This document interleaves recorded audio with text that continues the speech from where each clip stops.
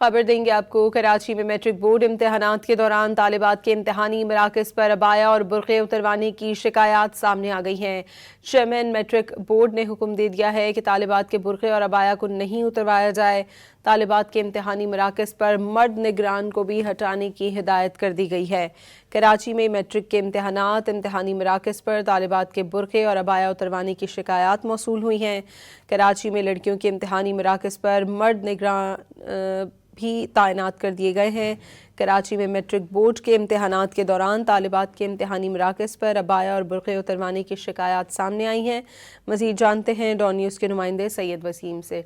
जी वसीम।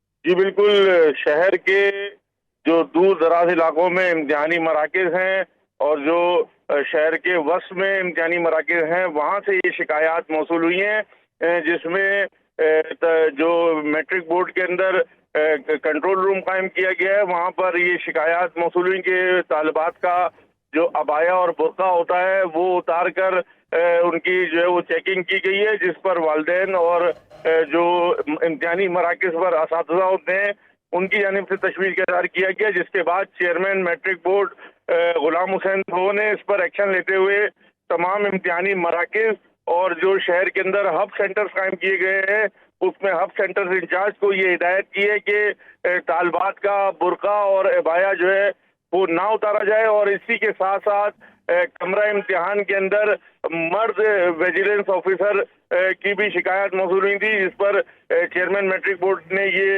हुक्म जारी किया है कि किसी भी तालिबात के इम्तिहानी मरकज पर मर्द इन्वेजिलेशन ऑफिसर को तैनात ना किया जाए। जी बहुत शुक्रिया सैयद वसीम आपका।